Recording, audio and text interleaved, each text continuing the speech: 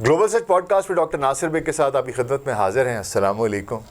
آج صبح بیدار ہوا, فون اٹھایا حسب عادت, اور سوشل میڈیا کے اوپر پہلی خبر جو میں نے دیکھی وہ ایک نہایت شفیق انسان کے انتقال کی تھی. ایک ایسا شخص جسے میں ذاتی طور پر نہیں جانتا تھا. سوشل میڈیا کے ذریعے ہی اس کو دیکھا, اس کو سنا, اس کے کام کو دیکھا, اس شخص کو جانا, اور دل میں اس کی بہت قدر اور بہت ہی اس کی عزت. اور صرف میں اکیلا نہیں تھا, پوری نہ صرف وہ امریکہ کا رہنے والا, نہ صرف امریکہ بلکہ پوری دنیا سے لوگ اس سے محبت کرتے تھے, اس کی عزت کرتے تھے, اس کا احترام کرتے تھے. ایک ایسا شخص جس نے عدالت کو خوف کی جگہ سے تبدیل کر کے محبت اور رحم کی جگہ میں تبدیل کر دیا. جی ہاں, میں بات کر رہا ہوں جج فرینک کیپریو کی, جو دنیا بھر میں سب سے پیارے جج کے نام سے مشہور تھے. ان کی شفقت, ان کی ہمدردی اور ان کا انصاف کرنے کا انداز, اس نے لاکھوں بلکہ کروڑوں دلوں کو چھو لیا. افسوس کی بات یہ ہے کہ 20 اگست 2025 کو 88 برس کی عمر میں وہ اس دار فانی سے رخصت کر گئے. آج 21 اگست 2025 کو جب یہ خبر پوری دنیا میں پھیلی اور پتہ چلا سب کو, تو ہر کوئی افسوس ہوا, غمزدہ تھا, اور ہر کوئی اپنے طریقے سے خراج عقیدت پیش کرنے کی کوشش کر رہا ہے. یہ میری ایک چھوٹی سی کنٹریبیوشن ہے, ایک ٹریبیوٹ ہے ایک ایسے شخص کو جس نے انسانیت, محبت, رحم دلی اور انصاف کو آج کل کے دور میں, آج کل کے فتنہ پرور دور میں ایک امید کی کرن یہ دکھائی سب کو کہ شاید یہ سب چیزیں آج بھی زندہ ہیں اور ممکن ہیں. میں آج کوشش کروں گا کہ ان کی زندگی کا احاطہ کروں, ان کی پیدائش سے لے کر ان کی وفات تک, ان کی جد و جہد, ان کی کامیابیاں, ان کی میراث, یہ سب کچھ میں کوشش کروں گا کہ کہیں تھوڑا سا آپ تک پہنچا دوں. میں انصاف تو نہیں کر پاؤں گا, لیکن ایک چھوٹی سی کاوش ہے, ایک خراج تحسین ہے. فرینک کیپریو کی پیدائش 24 نومبر 1936 کو پروویڈنس روڈ آئیلینڈ امریکہ میں ہوئی. یہ پروویڈنس کا فیڈرل ہل کا محلہ تھا جو اطالوی کمیونٹی کا دل تھا. تصور کیجئے, ایک غریب اطالوی خاندان جہاں محنت اور جد و جہد روزمرہ کی زندگی تھی. ان کے والد انتونیو کیپریو اطالیہ کے شہر تیانو سے ہجرت کر کے امریکہ آئے تھے. انتونیو ایک سادہ مزدور تھے, دن بھر پھل بیچتے تھے اور دودھ کی ترسیل کرتے. وہ سخت محنت کرنے والے شخص تھے جو اپنے خاندان کو بہتر زندگی دینے کے لیے رات دن. ان کی والدہ فلومینا کیپریو پروویڈنس میں پیدا ہوئیں, لیکن ان کا خاندان بھی اطالیہ کے نیپلز سے آیا تھا. فلومینا ایک گھریلو خاتون تھیں جو 9 بچوں کی پرورش کرتی تھیں. جی ہاں, 9 بچے. فرینک 3 بھائیوں میں دوسرے نمبر پر تھے اور ان کا بچپن غربت کی چکی میں پسا. ان کے والد, ایک انٹرویو میں انہوں نے کہا تھا کہ میں اطالیہ سے آیا جہاں غربت تھی اور یہاں بھی محنت کی, لیکن میں نے اپنے بچوں کو سکھایا کہ ایمانداری اور محنت سے کچھ بھی حاصل کیا جا سکتا ہے. فرینک نے بچپن میں جوتے پالش کرنے, برتن دھونے, اخبار بیچنے اور دودھ کی ترسیل میں مدد کی. تصور کیجئے, ایک چھوٹا بچہ جو اسکول جانے سے پہلے کام کرتا ہے. یہ وہ دور تھا جب دوسری عالمی جنگ ختم ہو چکی تھی اور امریکہ میں تارکین وطن کی زندگی سخت تھی, لیکن فرینک کی والدہ فلومینا نے خاندان کو جوڑ کر رکھا, اطالوی روایات کو زندہ رکھا. پاستا, خاندانی کھانے اور مذہبی تہوار. فرینک نے بعد میں کہا, میرے والدین نے مجھے سکھایا کہ زندگی میں رحم اور محبت سے بڑھ کر کوئی اور چیز نہیں ہے, اور یہی بچپن ان کی شخصیت کی بنیاد بنا. ایک بار فرینک نے بتایا کہ ان کے والد نے ایک غریب خاندان کو مفت پھل دیا. یہ مشاہدہ ان کو تبدیل کر گیا, اور یہ ان کے لیے انسانوں پر, دوسروں پر رحم کرنے کا پہلا سبق تھا. فرینک کی ابتدائی زندگی پروویڈنس کی گلیوں میں گزری. وہ پروویڈنس پبلک اسکول میں پڑھے اور سینٹرل ہائی اسکول سے 1953 میں گریجویٹ کیا. اسکول میں وہ ریسلنگ کے چیمپئن تھے, ریاستی ٹائٹل جیتا, اور یہ ان کی جسمانی طاقت اور عزم کی علامت تھی. اسکول کے دنوں میں غربت کا سامنا کرتے ہوئے فرینک نے جوتے پالش کیے, ریستورانوں میں برتن دھوئے, اخبارات بھیجے, یہ کام انہیں اسکول کی فیس ادا کرنے میں مدد کرتے تھے۔ سن 1954 سے سن 1962 تک Frank road island army national guard میں خدمات سر انجام دیتے رہے۔ وہ 876ویں کامبیٹ انجینئرز بٹالین میں تھے۔ کیمپ ورنم اور فورٹ انڈین ٹاؤن گیپ میں وہ تعینات رہے۔ فوجی زندگی نے انہیں نظم و ضبط، ذمہ داری اور خدمت کا سبق سکھایا۔ فرینک نے ایک انٹرویو میں کہا، فوج میں نے سیکھا کہ ٹیم ورک اور ہمدردی کتنی اہم ہے۔ تعلیم کے لیے فرینک نے پروویڈنس کالج سے سن 1958 میں بی اے کی ڈگری حاصل کی۔ اس کے بعد وہ ہوپ ہائی اسکول میں امریکی حکومت کا مضمون پڑھانے لگ گئے، لیکن ان کا خواب وکیل بننا تھا، اس لیے وہ دن میں پڑھاتے اور رات کو سفک یونیورسٹی اسکول آف لاء میں پڑھتے۔ یہ سخت جد و جہد تھی، دن کی نوکری، رات کی کلاسز اور گھر کی ذمہ داری۔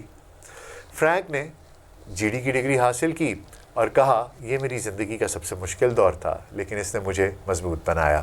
میں نے سیکھا کہ خواب پورے کرنے کے لیے قربانیاں دینی پڑتی ہیں۔ ان کی تعلیم نے انہیں قانون کی دنیا میں داخل کیا، جہاں وہ نہ صرف وکیل بلکہ سیاستدان بھی بنے۔ اسکول میں فرینک بتاتے ہیں کہ ایک بوڑھے استاد نے انہیں یہ سکھایا کہ قانون صرف سزا نہیں بلکہ لوگوں کی مدد ہے۔ یہ سبق ان کی عدالت میں ہمیں دکھائی دیتا رہا۔ گریجویشن کے بعد فرینک نے وکالت شروع کی۔ وہ ایک وکیل، ایک سیاستدان اور ایک فلنتھراپسٹ تھے۔ 1962 میں وہ پروویڈنس سٹی کونسل کے لیے منتخب ہوئے اور 1968 تک خدمات سر انجام دیں۔ یہاں انہوں نے عوامی خدمت کا ذائقہ چکھا، محلے کی سڑکیں ٹھیک کروائیں، اسکولوں کے لیے فنڈز حاصل کیے۔ سن 1970 میں وہ روڈ آئلینڈ کے اٹارنی جنرل کے لیے الیکشن لڑے لیکن ہار گئے، پھر بھی وہ ہار نہیں مانے۔ سن 1975 میں روڈ آئلینڈ کانسٹیٹیوشنل کنونشن کے ڈیلیگیٹ بنے اور 5 ڈیموکریٹک نیشنل کنونشنز میں شرکت کی۔ فرینک نے وکالت کی پریکٹس بھی کی، لیکن ان کا اصل فوکس عوامی خدمت تھا۔ وہ Rhode Island board of governors for higher education کے چیئرمین رہے، جہاں انہوں نے university of Rhode Island college اور کمیونٹی کالجز کے لیے اہم فیصلے کیے، جیسے طلباء کے لیے اسکالرشپ اور بہتر سہولیات۔ فرینک نے ایک کتاب میں لکھا کہ سیاست میں نے سیکھا کہ لوگوں کی خدمت کرنا سب سے بڑی کامیابی ہے۔ ان کی سیاست نے انہیں لوگوں کی مشکلات سے قریب کر دیا، جو بعد میں ان کی عدالت میں دکھائی بھی دیا۔ ایک بار سٹی کونسل میں انہوں نے ایک غریب محلے کے لیے پارک بنوانے کا بل پاس کروایا اور وہ پارک آج بھی موجود ہے۔ 1985 میں جوزف آر پارلینو جونیئر نے فرینک کو پروویڈنس میونسپل کورٹ کا چیف جج مقرر کیا۔ یہ ان کی زندگی کا اہم موڑ تھا۔ وہ 2023 تک تقریباً 40 سال تک اس عہدے پر فائز رہے۔ جان لمبارڈی ان کے جانشین بنے۔ جج کی حیثیت سے فرینک نے ٹریفک وائلیشنز، پارکنگ ٹکٹس اور چھوٹے جرائم کے کیسز دیکھے، لیکن ان کی عدالت عام نہیں تھی۔ وہ لوگوں کی کہانیاں سنتے، ان کی مشکلات کو سمجھتے اور انسان کو رحم کے ساتھ ملتے، اس کا معاملہ رحم کے ساتھ کرتے۔ فرینک کہتے تھے، عدالت میں کوئی بیج نہیں پہنتا، میرے پاس کوئی میڈل نہیں ہوتا، میں یہاں پر صرف دل پہنتا ہوں۔ اور یہ فلسفہ ان کی عدالت کا مرکز تھا۔ فرینک کی شہرت کا اصل راز ان کا ٹی وی شو کاٹ ان پروویڈنس تھا۔ یہ شو روڈ آئلینڈ میں لوکل ایکسیس ٹی وی پر شروع ہوا، پھر 2000 میں اے بی سی اسٹیشن WLNI-TV پر آیا، پھر 2018 میں یہ نیشنل سنڈیکیشن میں گیا اور ایک سیزن کے بعد دوسرے کی تجدید ہوئی۔ 2017 میں شو کی ویڈیوز سوشل میڈیا پر وائرل ہوئیں، ایک ویڈیو کو 15 ملین سے زیادہ ویوز ملے۔ 2022 تک شو کے ویوز 500 ملین کے قریب پہنچ گئے اور یوٹیوب چینل پر 2.92 ملین سبسکرائبرز ہوئے۔ فرینک نے پارکنگ وارز میں بھی اداکاری کی۔ وائرل ہونے کی اصل وجہ ان کی شفقت تھی۔ لوگ دیکھتے تھے کہ ایک جج کیسے انسانی مشکلات کو سمجھتا ہے۔ فرینک نے ایک انٹرویو میں کہا، یہ شو ایک لوکل پروگرام تھا لیکن سوشل میڈیا نے اسے عالمی بنا دیا۔ لوگ مجھے بیسٹ جج ان دا ورلڈ کہتے ہیں اور شو میں کیونکہ حقیقی کیسز دکھائی جاتے تھے، اس لیے لوگوں میں ان کو پتہ چل جاتا تھا کہ اس میں تصنع کا بناوٹ کی کوئی گنجائش نہیں ہے۔ جیسے ٹکٹس کم ہوتے تھے، معاف ہو جاتے تھے، لوگوں کو کوئی سبق دیا جاتا تھا اور اس شو کی پروڈکشن ان کے بھائی جو کیپریو کیا کرتے تھے، اور یہ پرائم ویڈیو پر ابھی بھی دستیاب ہے۔ آئیے اب ذرا ان کی عدالت کے کچھ مشہور لمحات جو وائرل ہوئے، جنہوں نے لوگوں کو سب سے زیادہ متاثر کیا، ان پہ کچھ بات کر لیتے ہیں۔ فرینک کو اتنا پیار کیوں ملا؟ کیونکہ وہ عدالت کو رحم کی جگہ سمجھتا تھا۔ ایک مشہور کیس، ایک سنگل مدر جس کا بیٹا قتل ہو گیا تھا اور وہ ٹکٹ ادا نہ کر سکی۔ فرینک نے ٹکٹ معاف کیا اور کہا میں آپ کی تکلیف کو سمجھتا ہوں، جائیے اپنے خاندان کا خیال رکھیے۔ اس ویڈیو کو کروڑوں لوگوں نے دیکھا، کروڑوں ویوز ملے۔ ایک اور جہاں ایک بوڑھا آدمی پارکنگ کی غلطی پر پیش ہوا عدالت میں، فرینک نے پوچھا آپ کی عمر کیا ہے؟ وہ بولا 85 برس۔ فرینک ہنسے اور کہا میں بھی 80 کا ہوں، تو جرمانہ آدھا، پھر دعائیں دی۔ اس کے علاوہ ایک مزاحیہ لمحہ یہ بھی ہوا جب انہوں نے ایک بچے کو بلا کر اپنی گود میں بٹھا لیا، بلکہ اس کی سیٹ پہ بٹھا دیا اجازت لے کے اس کی والدہ سے، اور اسے کہا کہ تم فیصلہ سناؤ، اور اس نے کہا کہ میری ماں کو جیل بھیج دو۔ سب ہنس پڑے اور فرینک نے ٹکٹ کم کر دیا۔ اور میں آپ کو یہ بتا دوں کہ ایسا نہیں تھا کہ کوئی بادشاہانہ نظام تھا کہ فرینک معاف کر دیا کرتے تھے۔ انہوں نے اپنی والدہ کے نام پہ ایک فلومینو فنڈ قائم کیا ہوا تھا، اور ادھر ہوتا یہ تھا کہ لوگ پوری دنیا سے اس میں پیسے بھیجتے تھے، اور اگر وہ سمجھتے تھے کہ کوئی مستحق ہے یا کسی کا جینوائن کیس ہے اور وہ خود نہیں دے سکتا، جو ان کے اختیار میں تھا قانونی طور پر، اس کو وہ اتنا کم کر دیتے تھے، اور باقی اگر کوئی نہیں دے سکتا تھا تو وہ اس فنڈ سے جو پوری دنیا سے لوگ انہیں بھیجتے تھے، اس سے وہ ٹکٹس کے جو پیسے تھے، جرمانہ تھا، ادا کر دیا کرتے تھے۔ ایک شخص نے کہا کہ میں کینیا سے ہوں، ٹکٹ کے بدلے آپ کو اونٹ دوں گا۔ فرینک ہنسے اور کہا اونٹ ان غریبوں کو دے دو جو کینیا میں ہیں، ٹکٹ معاف۔ یہ کیسز دکھاتے ہیں کہ وہ لوگوں کی کہانیاں سنتے، بیماری، غربت، خاندانی مسائل۔ وہ کہتے تھے ہر شخص کو دوسرا موقع ملنا چاہیے، every one deserves a second chance. Such a beautiful philosophy. ایک کیس میں ایک نرس جو کورونا کے دور میں کام کر رہی تھی، فرینک نے اسے ہیرو کہا اور ٹکٹ معاف کیا۔ ایک اور جس میں کہ ایک شخص کا باپ، اس کی وفات ہو گئی تھی، فرینک اس کی کہانی سنتے سنتے خود بھی آپ دیدہ ہو گئے اور کہا میرے والد نے مجھے رحم کرنا سکھایا۔ ایک اور بڑی متاثر کن کہانی ہے کہ ایک نوجوان لڑکا جو اپنے دادا کی گاڑی چلا رہا تھا اور ٹریفک کی خلاف ورزی کی۔ فرینک نے پوچھا کہ دادا کہاں ہیں؟ لڑکا بولا وہ بیمار ہیں، ہسپتال میں ہیں۔ فرینک نے نہ صرف ٹکٹ معاف کیا بلکہ لڑکے کو کہا اپنے دادا کو میری طرف سے سلام کہنا، اور اس کو بتایا کہ زندگی میں محنت کرنا۔ یہ کہانی اس نے لاکھوں نوجوانوں کو متاثر کیا کہ جج بھی انسان ہیں، ان میں انسانیت ہے۔ ایک اور کہانی، ایک خاتون جو کہ کینسر کی مریض تھی اور پارکنگ ٹکٹ کی وجہ سے عدالت آئی۔ فرینک نے اس کی بیماری کی کہانی سنی، اس کی آنکھیں نم ہوئیں اور کہا آپ کی ہمت کی داد دیتا ہوں، ٹکٹ معاف، اور دعا کرتا ہوں کہ آپ صحت یاب ہوں۔ یہ لمحہ وائرل ہو گیا اور کئی لوگوں نے لکھا کہ اس سے انہیں اپنی بیماری سے لڑنے کا حوصلہ ملا۔ ایک سابقہ فوجی جو PTSD کا شکار تھا اور ڈرائیونگ کی غلطی کی، فرینک جو خود فوجی رہے تھے نے اس کی خدمت کا احترام کیا، ٹکٹ کم کیا اور کہا آپ ہمارے ہیرو ہیں، اگر مدد چاہتے ہیں تو بتائیے۔ یہ کہانی اس نے ویٹرنز کو امید دی۔ ایک اور کہ ایک طالب علم جو اسکالرشپ پر پڑھ رہا تھا اور ٹکٹ ادا نہیں کر سکتا تھا، فرینک نے ٹکٹ خود ادا کر دیا اور کہا پڑھائی، جو میں نے بتایا فلومینو فنڈ تھا، ادھر سے ادا کر دیا اور کہا کہ پڑھائی جاری رکھو، تم ملک کا مستقبل ہو۔ یہ کیس اس نے کئی طلباء کو محنت کی ترغیب دی۔ ایک غریب باپ جو اپنے بچوں کی پرورش کے لیے دن رات محنت کرتا تھا، ایک پارکنگ ٹکٹ کی وجہ سے عدالت آیا۔ فرینک نے اس کی کہانی سنی اور کہا آپ کا خاندان آپ کی دولت ہے، ٹکٹ معاف کر دیا، اور کہا کہ اپنے بچوں کو میری طرف سے پیار دینا۔ ایک اور واقعہ، ایک تارک وطن خاتون جو انگلش نہیں بول سکتی تھیں، عدالت میں رو رہی تھیں۔ فرینک نے ترجمان بلایا، اس کی کہانی سنی اور ٹکٹ معاف کرتے ہوئے کہا امریکہ آپ کا گھر ہے، ہم آپ کی مدد کریں گے۔ ایک بے گھر شخص کو جو کہ سڑکوں پر رہتا تھا، ایک ٹریفک ٹکٹ کی وجہ سے عدالت آیا۔ فرینک نے سنا کہ وہ نوکری ڈھونڈ رہا ہے لیکن حالات سخت ہیں۔ انہوں نے نہ صرف ٹکٹ معاف کیا بلکہ اپنی جیب سے کچھ رقم دی اور کہا یہ آپ کے لیے ایک نیا آغاز ہے، امید نہ ہاریں۔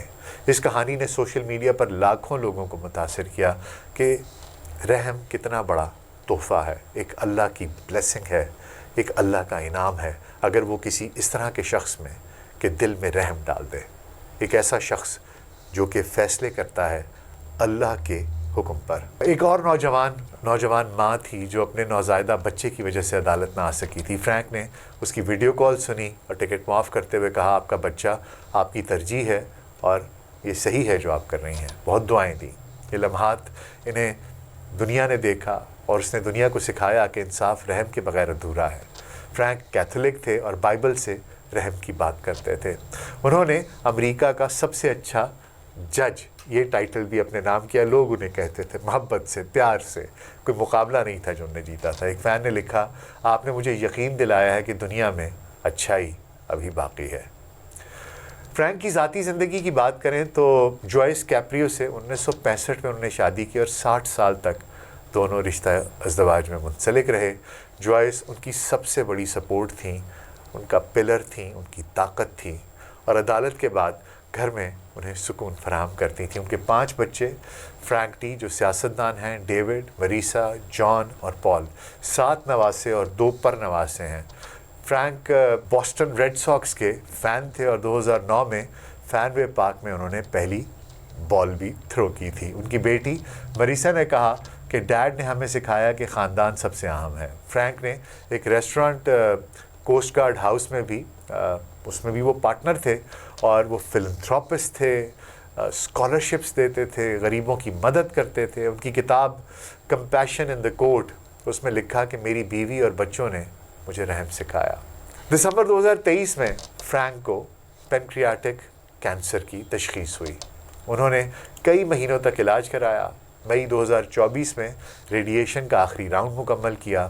19 اگست 2025 کو ہسپتال سے ویڈیو شیئر کی کہ صحت خراب ہے. اس سے پہلے وہ صحت یاب ہو گئے تھے. ڈاکٹرز نے کہا تھا کہ یہ 6 مہینے زندہ رہیں گے, لیکن وہ اس سے 2-2.5 سال مزید زندہ رہے. اور بہرحال آخری 19 اگست 2025 کو اسپتال سے انہوں نے ایک ویڈیو شیئر کی تھی کہ صحت خراب ہے اور دعاؤں کی درخواست ہے. اگلے روز 20 اگست 2025 کو پروویڈنس میں وہ انتقال کر گئے. ان کی فیملی نے کہا وہ ایک بہادر شخص تھے, امید ہے کہ اب وہ سکون میں ہیں. ہی از ایٹ پیس ناؤ. ان کی موت پر سوشل میڈیا پر خراج عقیدت کی بارش ہو گئی. فرینک کیپریو کی میراث کیا ہے؟ وہ شفقت کی زندہ علامت تھے جو دنیا کو سکھا گئے کہ انصاف صرف قانون کی کتابوں میں نہیں بلکہ انسانی دلوں میں ہے. ان کی عدالت کو اکتوبر 2023 میں چیف جج فرینک کیپریو کورٹ روم کا نام دیا گیا جو ان کی خدمات کی یادگار ہے. ان کی کتاب کمپیشن ان دا کورٹ جو 4 فروری 2025 کو شائع ہوئی ایک بہترین دستاویز ہے. اس کتاب میں فرینک نے اپنی عدالت کی کہانیاں شیئر کی ہیں اور یہ کتاب لاکھوں لوگوں تک پہنچی جو اب بھی پڑھ کر متاثر ہوتے ہیں. کتاب میں وہ لکھتے ہیں میری میراث یہ ہے کہ میں نے لوگوں کو یہ یقین دلایا ہے کہ عدالت میں بھی محبت ممکن ہے, رحم ممکن ہے. فرینک کی میراث صرف عدالت تک محدود نہیں ہے. انہوں نے تعلیم کے میدان میں بھی بہت کام کیا. بورڈ آف گورنرز کے چیئرمین کی حیثیت سے انہوں نے ہزاروں طلباء کو اسکالرشپس دیں جو آج ڈاکٹرز, انجینئرز اور وکلاء بن چکے ہیں. ایک سابق طالب علم نے لکھا کہ جج کیپریو کی وجہ سے میں نے کالج مکمل کیا اور آج میں غریب بچوں کی مدد کرتا ہوں. ان کی فلنتھراپی کو وہ کہتے ہیں کہ پروویڈنس میں کئی چیریٹی پروگرام شروع کیے جسے غریب خاندانوں کے لیے کھانے کی تقسیم, طبی امداد, یہ سب کچھ ان کی جو فلنتھراپی ان کی جو آرگنائزیشن ہے وہ کرتی ہے. اس کے علاوہ ان کی ویڈیوز نے دنیا بھر میں لوگوں کو متاثر کیا. ایک کہانی جہاں ایک شخص انڈیا سے لکھتا ہے کہ میں نے آپ کی ویڈیو دیکھی اور اپنے غصے کو کنٹرول کرنا سیکھا, اب میں ایک اچھا باپ ہوں. ایک اور افریقی ملک سے ایک جج نے کہا کہ میں نے آپ سے سیکھا کہ رحم انصاف کا حصہ ہے اور اب میں اپنی عدالت میں ایسا ہی کرتا ہوں. فرینک کی میراث یہ ہے کہ انہوں نے سوشل میڈیا کے ذریعے دنیا کو جوڑا.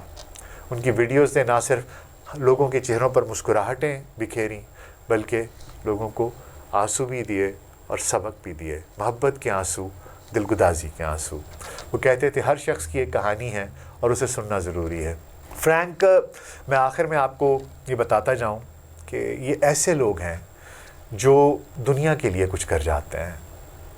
ان کی جو زندگی ہے یہ ہمارے لیے ایک سبق ہوتا ہے, محنت, شفقت اور ایمانداری کا. اللہ سبحانہ تعالیٰ سے دعا ہے کہ اللہ سبحانہ تعالیٰ ان کے اگلے منازل میں ان کے لیے آسانیاں پیدا کرے اور جو وہ لیگیسی چھوڑ کے جانا چاہتے تھے، امید ہے کہ وہ جاری رہے. اور یہ ایک چھوٹا سا خراج عقیدت ہے جو میری طرف سے جج فرینک کیپریو کو ہے. Rest in piece.